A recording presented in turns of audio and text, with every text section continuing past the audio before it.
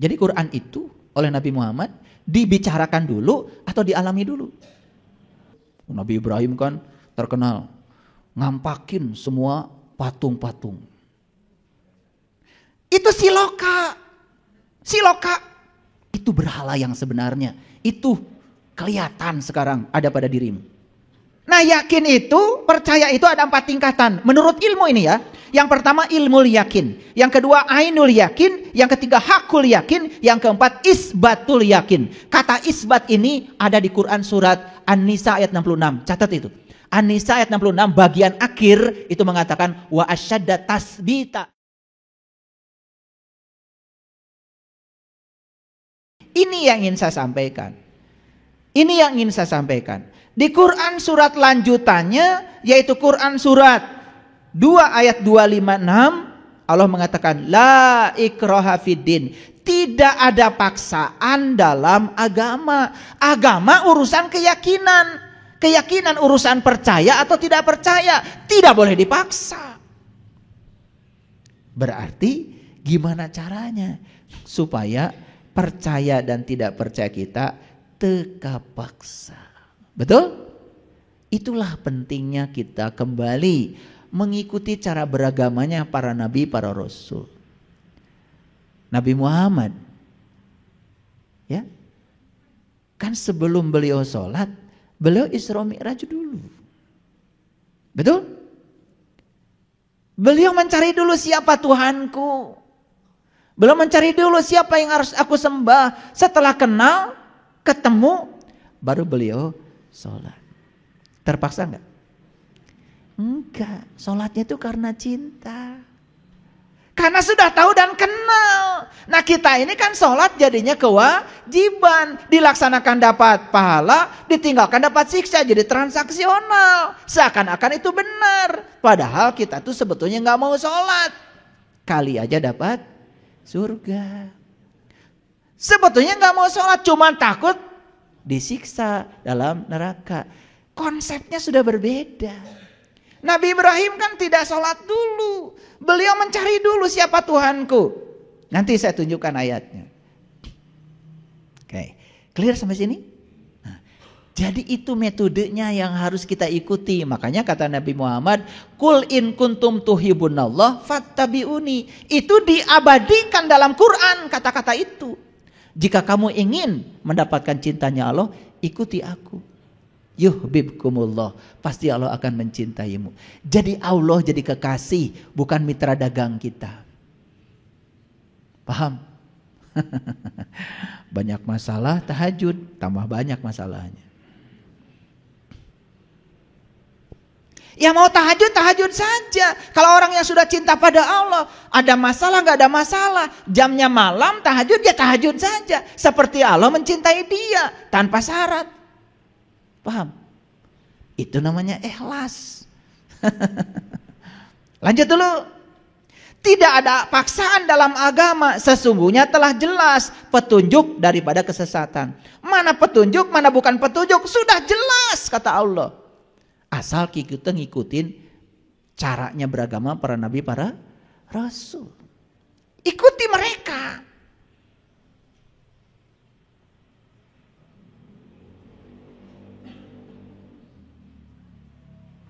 Jadi Quran itu oleh Nabi Muhammad dibicarakan dulu atau dialami dulu? Ulangi. Dibicarakan dulu, dialami dulu. Pintar kalian tuh ya kalau menjawab.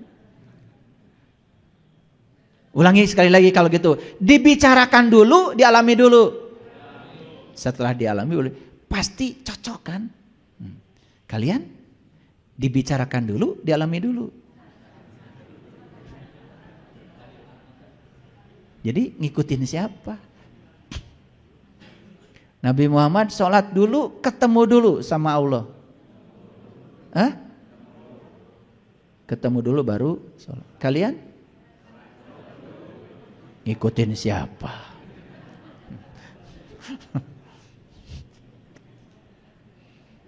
Sadar nggak ini teh? Bisa tertawa ya? Mentertawakan siapa? Selama ini mentertawakan siapa? Orang lain so.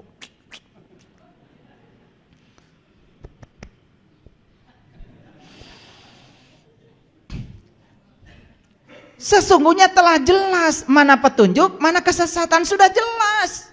Itu yang menyebabkan tidak perlu ada paksaan dalam agama. Maka barang siapa yang tertutup kepada togut dan beriman kepada Allah, ini syaratnya. Supaya kita tidak salah dalam menangkap perumpamaan, kita harus tertutup terhadap togut dan beriman kepada Allah. Tahu togut? Togut, Nabi Ibrahim kan terkenal ngampakin semua patung-patung. Itu siloka. Siloka. Perumpamaan. Apa patung? Patung itu sesuatu yang tidak berubah. Paham? Patung yang dibuat oleh ahli seni gak bahaya. Pernah ada yang ditonjok patung? Difitnah patung?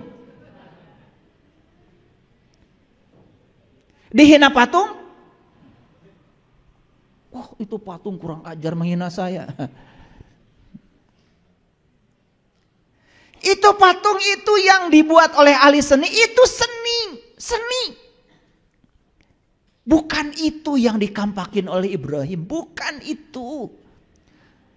Patung itu yang paling berbahaya adalah sifat kita yang tidak mau berubah persis seperti patung tah eta. Asa pang benerna patung. Asa pang solehna patung. Teu daek ngaji patung. Tidak menambah ilmu patung. Merasa paling bisa patung. Merasa paling tahu patung. Sekarang saya tanya, bener nggak ini? Ada patung nggak di situ? Kampakin. Itu cuman kita menangkapnya patung ya patung. Jadi aja kita juga ngikut-ngikut. Ada patung, marah, jebret cek patung teh. Naon salah kuring. Gelo sih ya, gitu cek patung. Untung patung teh bisa ngomong. Patung dikampakin, kata patung, apa salah gue? Nunyian gesia. Ngerti maksud saya? Saya pengen nyubit sama kalian itu. Bukan itu. Sifatmu yang tidak mau berubah, merasa paling benar, merasa paling soleh, di zona nyaman, eta rezeki, geus puguh teu mahi. Kudu mahi. Usaha tambahan deui. Karunya atuh bojo di bumi teh. Mere saeutik kudu mahi sabulan, meuli kalender. Mahi satahun. Pasea teh ku sabab saeutik. Kitanya kayak patung, ya, enggak mau merubah nasib. Geus gawe kitu teh, kitu we, geus puguh teu mahi. Ngerti enggak? Saya kadang-kadang lucu ya. Saya kadang-kadang ngobrol ya dengan teman-teman yang sama-sama PNS dengan saya. Setiap ngomong tuh, kan PNS gajinya sedikit pak. Atuh nah maneh teh maka jadi PNS. Titah saha. Betul nggak? Geus saeutik teh diomongkeun we terus. Keluar. Jadi pengusaha. Kalau kita kerja di orang itu satu kuncinya, kita menyiapkan masa depan orang. Tapi kalau kerja sendiri menyiapkan masa depan kita, itu yang bener. Geus puguh saeutik kudu mahi. Di amplop, di amplopan ge tetep teu mahi. Ieu keur listrik, ieu keur. Giliran budak mah hoyong jajan, eueuh amplopna ge. Pas saya teh saeutik. Oleh karena itu kita harus berubah. Nah sifat yang tidak mau berubah itu patung. Ngerti? Itu berhala yang sebenarnya. Itu kelihatan sekarang ada pada dirimu. kampakin toh. Kok mau paling gede nama? Kampakin. Paham maksud saya? Nah, perhatikan saya. Sudah jelas mana petunjuk, mana kesesatan. Karena itu barang siapa yang tertutup kepada togut dan beriman kepada Allah, maka sesungguhnya ia telah berpegang kepada tali yang amat kuat, yang tidak akan putus, dan Allah Maha mendengar lagi Maha mengetahui. Masih ingat tali kemarin? Masih ingat? Atau masih lupa? Baru minggu kemarin saya cerita tali Allah. Masih ingat apa tali Allah? Apa? Apa? Apa? Itu mah bahasa Arabnya. Artinya masih ingat? Aduh kumaha ieu ngaos. Wa tasimu bihablillahi jami'a wala tafarraqu wazkuru nikmatallah alaikum. Jadi tali Allah apa? Nikmat. Tali Allah yang sebenarnya itu nikmat. Nikmat apa? Nikmat bersama Allah. Kalau yang sudah merasakan nikmat bersama Allah, sudah tahu dan kenal kepada Allah, berarti dia sudah tahu tali Allah. Itu habel. Kalau orang yang sudah tahu tali Allah itu sudah merasakan, tidak mungkin centang perenang, tidak mungkin saling menyakiti, tidak mungkin. Karena apa? Dia sadar kalau Allah itu adalah Dia yang sama yang berada di tubuh yang berbeda.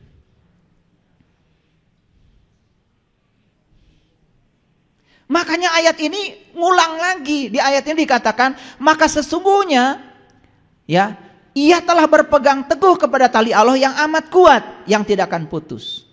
Jadi ketika seseorang itu sudah sampai pada tali Allah, nikmat bersama Allah, maka bagi dia agama itu bukan lagi paksaan. Sholat itu karena cinta, tahajud itu karena cinta, duha karena cinta. Bukan lagi karena ingin dapat pahala, kemudian takut neraka. Bukan itu lagi. Kita tidak akan kembali ke surga. Kita akan kembali ke Allah. Kan Allah bilang, inna lillahi wa inna ilaihi rajiun. Asal dari Allah kembali kepada Allah. Surga itu bukan tempat. Surga itu adalah kenikmatan ketika kita sudah kembali kepada Allah. Kalau kita sudah balik kepada Allah sekarang bersama Allah, ketemu tali Allah, surga itu. Paham ya? Selama ini surga dipahami sebagai suatu tempat. Surga dipahami secara geografis, bukan dipahami secara psikologis. Surga itu psikologis, bukan geografis. Begitu kita hari ini merasakan kehadiran Allah setiap ruang dan waktu, kita bisa mengingatnya Dia setiap ruang dan waktu. Itulah surga. Suwarga loka. Lokanya di mana? Di sini. Su apa? Su itu keabadian. Warga apa? Kumpulan. Yang abadi sudah berkumpul di sini. Ini tempat ngumpulnya segala keabadian. Rasakan di sini saat ini sekarang. Ketemu tuh. Jadi itu psikologis. Dan selama ini digambarkan secara geografis. Lanjut? Oke. Jadi tingkatan yakin itu menurut ilmu tasawuf, ini tasawuf. Nah sekali lagi, tasawuf itu sudah akademis. Ini ilmu yang datang setelah zamannya Rasulullah. Di zaman Rasulullah nggak ada ilmu tasawuf, yang ada itu adalah ilmu ma'rifat. Rasulullah yang mengatakan awaludin ma'rifatullahi ta'ala wa rasulih. Nah tasawuf itu kemudian setelah ilmu ma'rifat digabungkan dengan ilmu filsafat, maka secara akademik keluar namanya ilmu tasawuf. Nah di kuliah ada ilmu tasawuf. Nah namanya ilmu buatan manusia, dikreasi oleh manusia. Ya supaya kelihatan ilmunya kan ada 4 tingkatan yakin. Nah, kelihatan kan kuliahnya? Nah, nanti mahasiswa sebutkan 4 tingkatan yakin. 1 ilmu yakin, 2 ainul yakin, 3 hakul yakin, 4 isbatul yakin. Langsung A. Begitu ditanya mahasiswa, apa artinya? Teuing. Nah yakin itu, percaya itu ada 4 tingkatan. Menurut ilmu ini ya. Yang pertama ilmu yakin. Yang kedua ainul yakin. yang ketiga hakul yakin, yang keempat isbatul yakin. Kata isbat ini ada di Quran surat An-Nisa ayat 66. Catat itu. An-Nisa ayat 66 bagian akhir itu mengatakan wa asyadda tasbita, isbat, isbat, isbat. Isbat. Makanya tadi saya cerita Ahad 1, Senin 2, Selasa 3, Rabu 4, Kamis 5, giliran Jumat enggak 6. Jumat jamaah menyatu. Sabtu itu dari isbat. Isbat. Sabtu itu teguh sebetulnya. Barang siapa sudah jamaah itu sudah ngumpul merasakan kehadiran Allah, ya isbat, teguh. Jadi isbat itu artinya teguh. Makanya iman yang paling tinggi namanya isbatul yakin. Yakin yang paling teguh. Nah, supaya tidak susah kalau didefinisikan nanti jadi keliru, saya kasih gambaran begini. Ada berita katanya ada kecelakaan di tol Cipularang.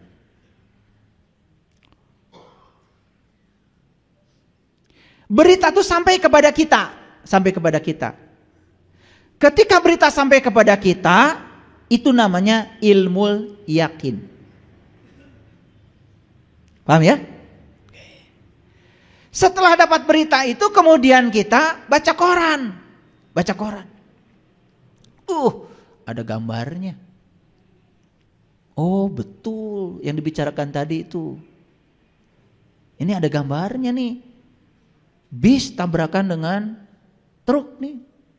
5 orang meninggal. Itu ainul yakin. Paham ya? Nah, pada saat kecelakaan itu terjadi, kita ini pas ada di pinggir jalan itu menyaksikan peristiwa itu hakul yakin.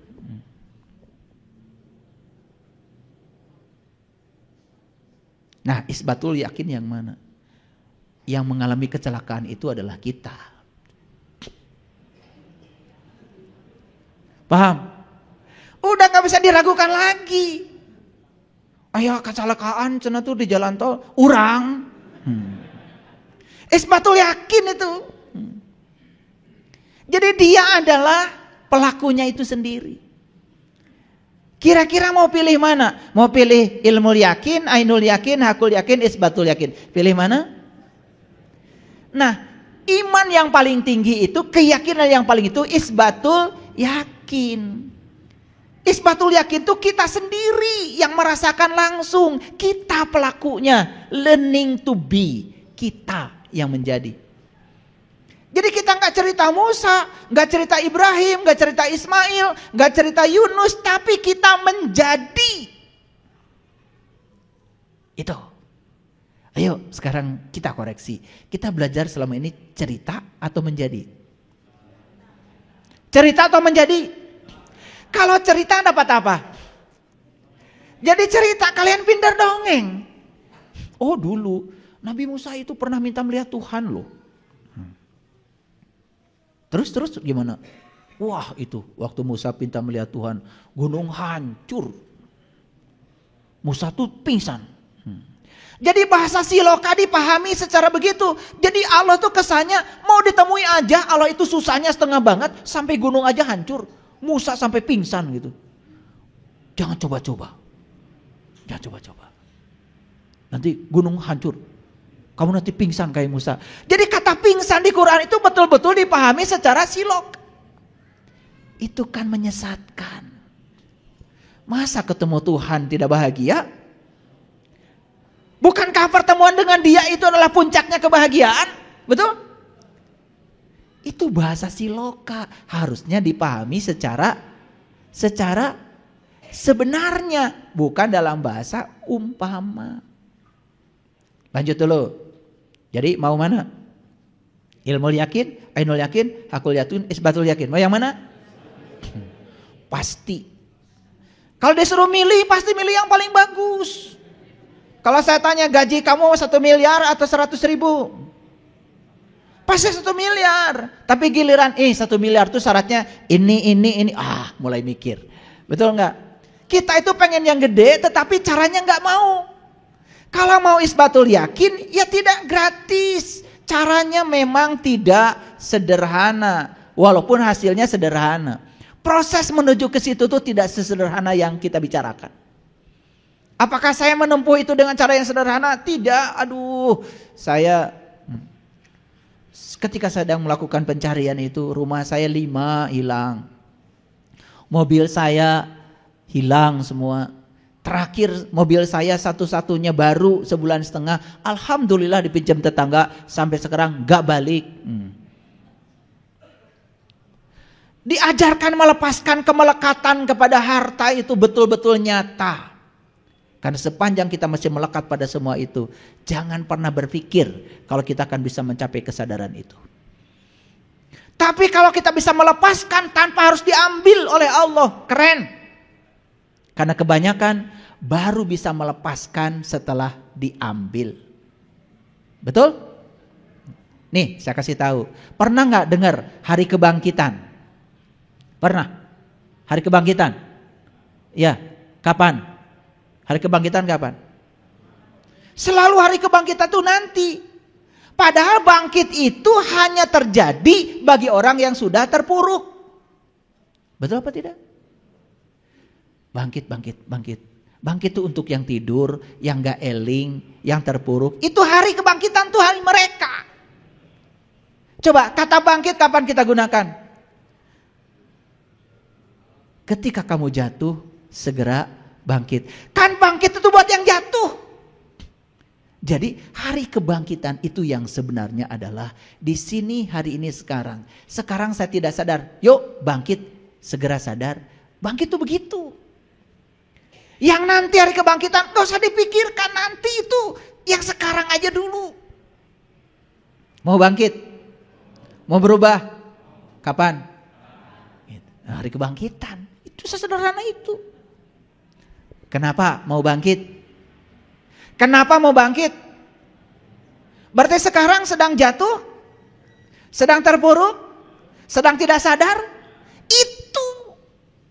Bangkit itu untuk mereka yang sadar. Kalau mereka sedang terpuruk. Saya sudah lama sholat tapi gak merasakan kenikmatan. Bangkit. Cari ilmunya. Saya sudah menyebut-nyebut nama Tuhan setiap malam berapa ribu. Tapi kok saya merasa gersang. Bangkit. Gitu kan? Jadi bangkit itu, hari kebangkitan itu siapa yang menentukan? Siapa yang menentukan? Kita. Kamu. Saya enggak. Kita pengen bareng-bareng aja. Maaf ya, saya bergurau. Karena kita tuh kadang-kadang begitu. Kita. Kenapa sih tidak bilang saya gitu? Ambil tanggung jawab secara pribadi. Kan datang ke sini sendiri, pulang sendiri. Yang menyelamatkan diri Anda sendiri. Ayo saya tanya sekali lagi. Siapa yang mau bangkit? Kapan? Kenapa bangkit? Gitu. Karena sudah merasakan keterpurukan ini gak nyaman. Betul gak? Sudah merasakan gini-gini aja tuh gak nyaman. Yo bangkit gitu. Nah kalau bicara hari kebangkitan, otak kita tuh langsung nanti hari akhir. Itu ya sudah, itu mah nanti.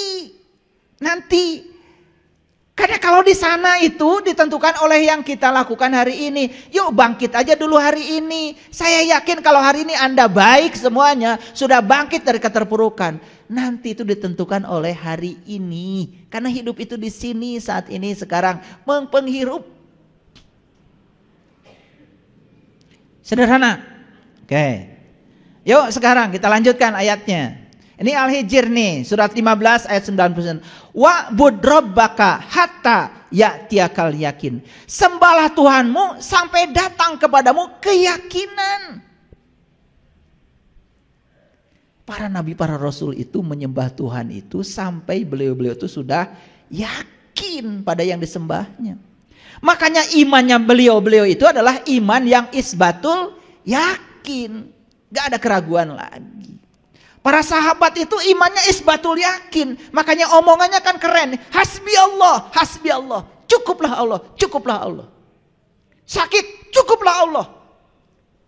Terpuruk, cukuplah Allah. Gak lama. Gak lama. Nih yang sakit-sakit ya. Jangan pernah bilang sakit itu dari Allah. Tapi kalau yang menyembuhkan Allah, yes. Begitu kita punya keyakinan sakit dari Allah, itu sudah menuduh Allah. Sakit itu dari dirimu sendiri, dari jiwamu, dari mentalmu, dari energimu yang tidak rapih mengalir di sini. Banyak sumbatan akibat berpikir negatif, akibat takut dengan masa depan, akibat selalu pikirannya dibawa ke masa lalu. Sakit jadinya. Tubuh kita tuh cuma dua, listrik dan kimia. Bereskan listrik tubuh kita, bereskan kimia tubuh kita, sehat. Saya jamin. Tubuh ini izinkan memproduksi hormon oksitoksin, serotonin, dopamin, endorfin, neurotransmitter di otak kita itu biarkan menghasilkan itu. Tubuh kita akan sehat.